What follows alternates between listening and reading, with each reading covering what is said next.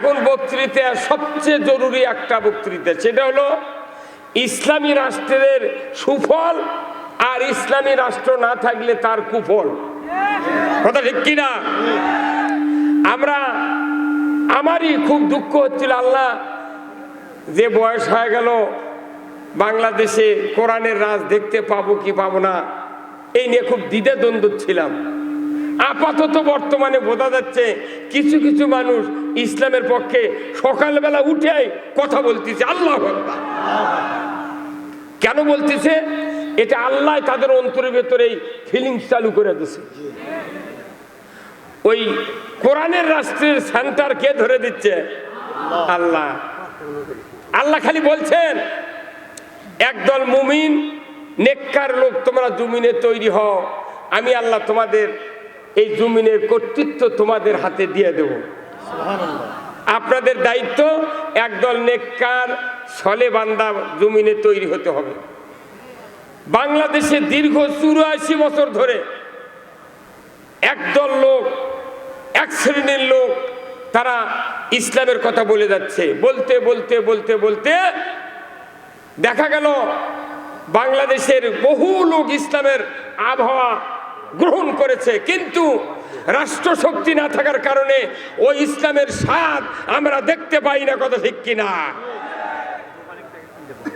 বগুড়া মিষ্টির দোকান আছে আকবরিয়া, দোকান আছে এশিয়া, দোকান আছে কোয়ালিটি, আছে না? কোয়ালিটির বক্তৃতা, এশিয়ার বক্তৃতা, আকবরিয়ার বক্তৃতা যদি এখানে দাঁড়িয়ে দাঁড়িয়ে 24 ঘন্টা দেওয়া হয় যে মৌচাক মিষ্টি এইরকম, সাদা মিষ্টি এইরকম, সন্দেশ এইরকম, দই এইরকম, আপনাদের কি স্বাদ উপভোগ করা যাবে? যেরকম যাবে। কখন যাবে? যখন আপনাকে একটা মিষ্টি দেওয়া হবে, 1 চামচ দই যখন আপনার মুখে ঢুকানো হবে, তখন বুঝবেন এশিয়ার মিষ্টি কি, আকবরিয়ার কি, আর কোয়ালিটির কি। যে ইসলাম কোরআনে আছে, এই ইসলাম শোনার জিনিস নয়, দেখার জিনিস নয়, এটা উপভোগ করার জিনিস। এখন এই উপভোগ করতে গেলে আমাদেরকে কিছু শর্ত আদায় করতে হবে।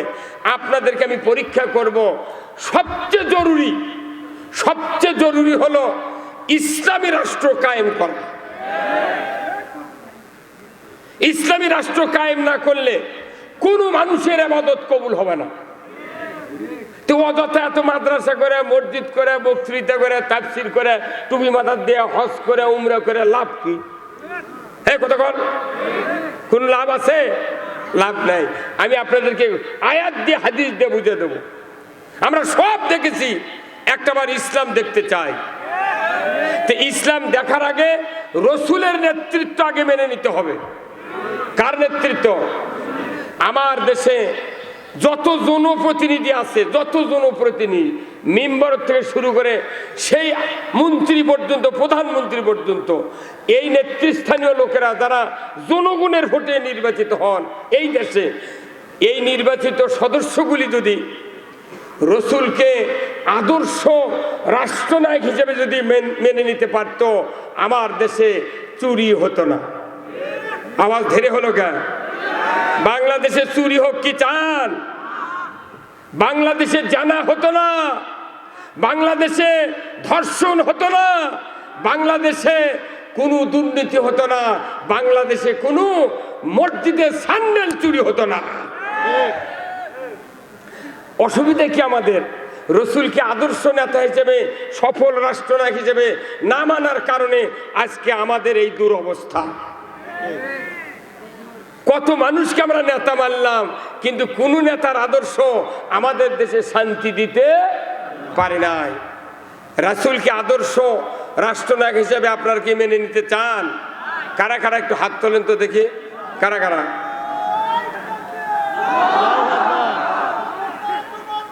বিশ্বনেতা মুস্তাফা। লিল্লাহে তাকবীর, নারায়ে তাকবীর, নারায়ে তাকবীর। আল কোরআনের আলো, আল কোরআনের আলো, কোরআন হাদিস যেখানে, দুনিয়ার মুসলিম, বাংলার মুসলিম। লিল্লাহে তাকবীর। তাকবীর। এই কোরআন যতক্ষণ সংসদে না যাবে পৃথিবীর কোনো 1 ইঞ্চি জায়গা শান্তি হতে পারে না। এই কথা কোনটা আপনারা হবে? তা আমাকে এত বক্তৃতা করা লাগবে কে? খালি কোরআন সংসদে পাঠা দরজা খুলে দিয়ে ঘুম পারবো। এই কোরআনের কথা না কয়া এই দেশে কত আলিম ওলামা ডানি বায়ে বিসিকেলতে তারা লাল পাকেটে চলে গেল। এই যে কুয়াকাটার হাফিজার, হ্যাঁ কতক্ষণ, এই যে তাহিরি আজাহারিকে বললো, মিজানুর রহমান আজারি ভাইকে বললো এরা জামাতের প্রোডাক্ট। তাহলে ওই যদি জামাতের প্রোডাক্ট হয় তুই কার প্রোডাক্ট? কথা কর, তুই তাহলে ক আমি উমুকের প্রোডাক্ট, তুই হয় কারুর শয়তানের প্রোডাক্ট আর না কোন মানুষের প্রোডাক্ট তুই ক। কথা বলেন। এই হাতে গোনা মাত্র 4-5 জন বক্তা স্বৈরাচারীদের তলপি খায়া এই বাংলাদেশে মাহফিলের উপর আঘাত করতে সাহস পেয়েছই না তারা। এত বড় সাহস! বক্তা বক্তৃতা করলি মাউথপিস সরে দে বলে কানের পট্টি গরম করে দেব। আমরা তো খালি হুকুম দিতাম আর ওটি ভুঁড়ি বার করে ফেলে দিত। কিন্তু আমরা অত বড় অধৈর্য নই, আমরা ধৈর্যের সাথে মোকাবেলা করেছি। আমরা বলতে চাই সব বক্তৃতা হয়ে গেছে, আর করা যাবে না। ইসলামী রাষ্ট্র কারা কারা চান দুহাত তুলে দেখান, দেখান, নামান হাত। দেশ চলবে কোরআন দিয়ে, কথা ঠিক কিনা? এখন কোরআন কেন কায়েম করবেন? আসেন কোরআনের আয়াত থেকে আপনাদেরকে তর্জমা শোনাবো, কেন ইসলাম কায়েম করতে হবে এটা আপনাকে বুঝাবো। ভাইরা আমার, আল্লাহ রাব্বুল আলামিন সূরা আল মাইদার 8 নম্বর আয়াতে জলদগম্ভীর স্বরে মানুষগুলিকে জানিয়ে দিলেন, ইয়া আইয়ুহাল্লাযীনা আমানু কুনু কওয়ামিনা লিল্লাহি শুহাদা বিল কিসত ওয়ালা ইয়াজরিমান্নাকুম শানানু কওমিন আলা আল্লাহ তাদিলু ইদিলু হুয়া আকরাবু লিত্তাকওয়া আত্তাকুল্লাহ ইন্নাল্লাহা খাবীরুম বিমা তা'মালুন আল্লাযীনা আমানু ওয়া আমিলুস সলিহাতি লাহুম মাগফিরাতু ওয়া আজরুন আযীম। সূরা মাইদার 8 নম্বর আয়াত, 9 নম্বর আয়াত, 10 নম্বর আয়াত। আমার আল্লাহ বলেছেন, ও দুনিয়ার ইমানদারেরা, তোমরা ন্যায়ের সহিত সাক্ষ্য প্রদানকারী হও। কোনো বিশেষ সম্প্রদায়ের শত্রুতা যেন তোমাদেরকে ন্যায় কায়েম করতে বাধা না দেয়।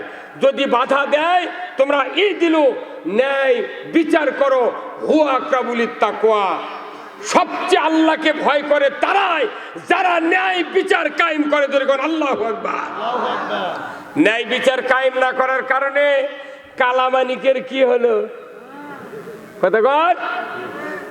আমাদের দেশের যত মানুষের দুঃখ কষ্ট দিয়েছে সব দুঃখ কষ্ট কালামানিকের কলার পাতা শুয়ে থাকা দেখে সব অসীম। কি ভাই মিজানুর ভাই, কিরে কাল তুই বিচারপতি, আজ তোর গলার গামছা করলো কে?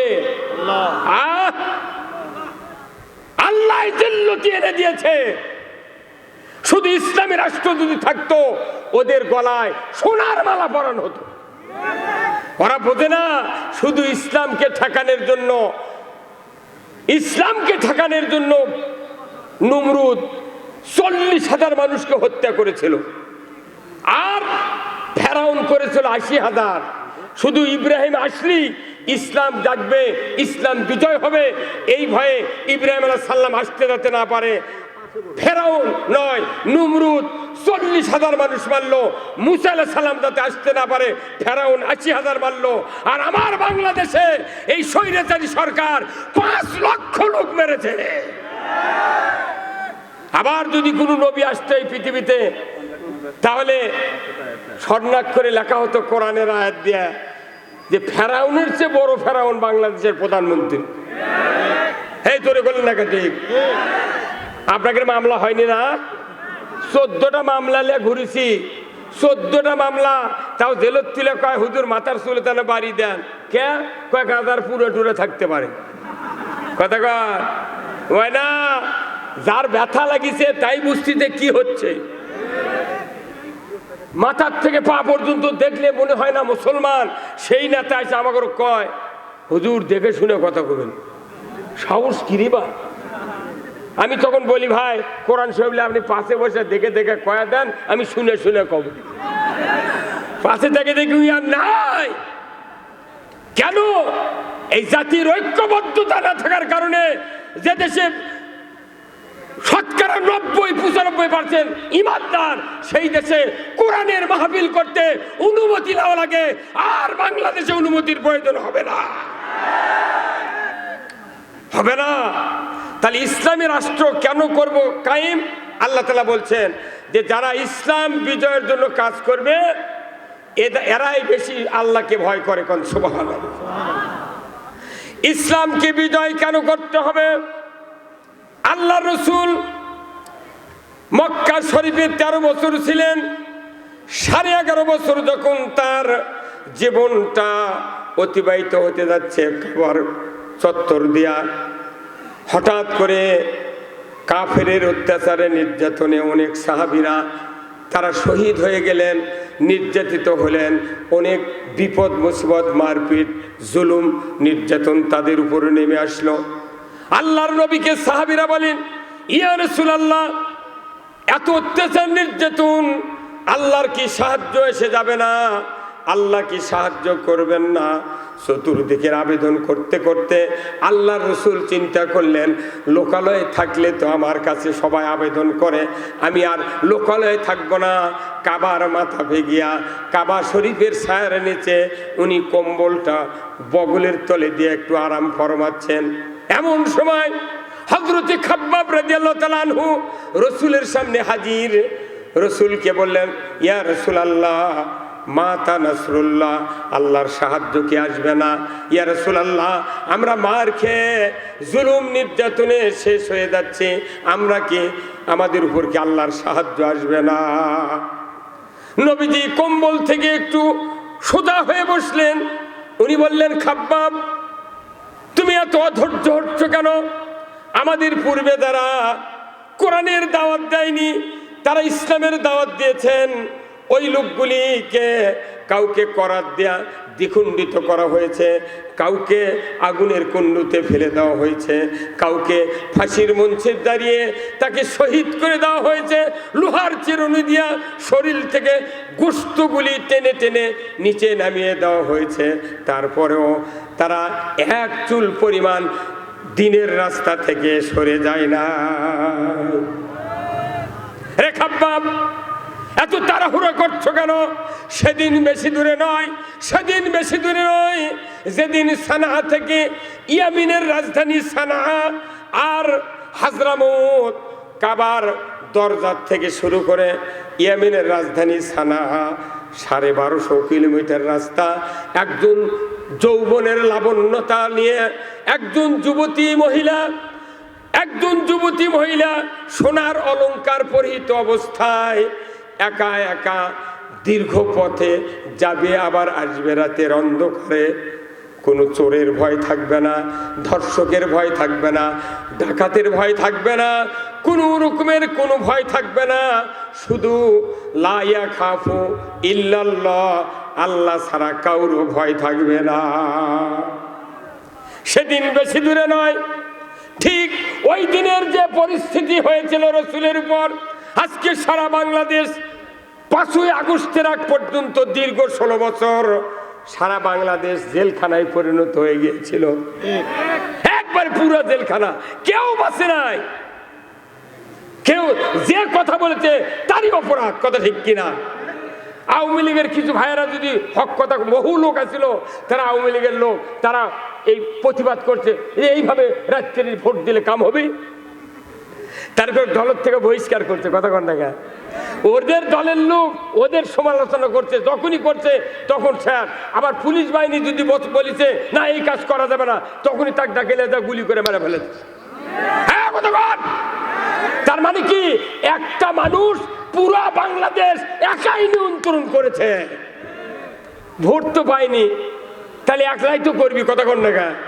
তাহলে এই অবস্থা সারা বাংলাদেশ ছিল, সবাই যার যার মতো বলেছে আল্লাহ তুমি আমাদের জন্য সাহায্যকারী পাঠাও। সূরা নেসার 74 নম্বর আয়াতে আল্লাহ বলছেন, এরপরে 75 বলেছেন ওয়া মা লাকুম লা তুকাতিলুনা ফি সাবিলিল্লাহ ওয়াল মুস্তাদআফিনা মিনার রিজালি ওয়ান নিসাই ওয়াল বিলদানিল লাযিনা ইয়াকুনুল্লাহ। এইভাবে আল্লাহ বক্তব্য দিয়েছেন, ও দুনিয়ার মানুষেরা তোমরা যে আমার কাছে বলছো দেখো না এক শ্রেণীর বৃদ্ধ, এক শ্রেণীর বৃদ্ধা, যুবক যুবতী, শিশু তারা কান্না করতেছে, আল্লাহ এই জালিম জনপদ থেকে আমাদেরকে বাঁচিয়ে দাও আর আমাদের সাহায্যের জন্য একটা ভালো নেতা দিয়ে দাও। যেরকম আল্লাহু আকবার। এই কয়েকদিন আগে এই দোয়া আমরা করেছি, কিন্তু দোয়াও কবুল হয়নি। ছাত্র সমাজের ভাইয়েরা কোনটি থেকে আবাবিলের মতো নেমে গেছে। হ্যাঁ, যারা আইনমন্ত্রী, স্বরাষ্ট্রমন্ত্রী, এরা বলল করো গুলি। পুলিশ বাহিনী বলেছে স্যার গুলি তো করবার করছেন, 3 জন মরে 30 জন আবার সামনে আসে। আল্লাহু আকবার। এটা খালি ছাত্র সমাজ নয়, ওই বদরের যুদ্ধের মতো, উহুদের যুদ্ধের মতো আল্লাহ ফেরেশতা দিয়া বাংলাদেশে সাহায্য দান করেছেন। এই কথাটা তখন প্রেক্ষাপট, রসুলের প্রেক্ষাপট এক হয়েছিল, কথা ঠিক কিনা? যখন এই কথা বললেন রসুল যে খাব্বাব আর তাড়াহুড়ো করো না, অচিরে এই দিন আসবে যেদিন একজন যুবতী সোনার অলংকার পরিহিত অবস্থায় রাতের অন্ধকারে 1250 কিলোমিটার পথ এইভাবে যাবে, আসবে লা ইয়াখাফু ইল্লাল্লাহ, আল্লাহর ভয় ছাড়া কারো ভয় থাকবে না। যেরকম আল্লাহু আকবার। এখন সেই পরিস্থিতি, এখন আল্লাহ তাআলা রসুল যখন এই কথা বললেন, আল্লাহ তাআলা জিবরাইলকে পাঠিয়ে দিয়ে বললেন, যাও জিবরাইল, আমার হাবিবের কাছে একটা বক্তব্য নিয়ে যাও, একটা দোয়া নিয়ে যাও, এই দোয়া যেন আমার কাছে করে। যেরকম সুবহানাল্লাহ। সেই দোয়াটা কি? সূরা বনী ইসরাইলের দোয়া। আল্লাহ বললেন ওয়াকুর রব্বি আদখিলনি মুদখালা সিদকিন ওয়াখরাজনি মুখরাজা সিদকিন ওয়াজআলনি মিন লাদুনকা সুলতানান নাসীরা। আল্লাহ বললেন, হে জিবরাইল, আমার হাবিবের কাছে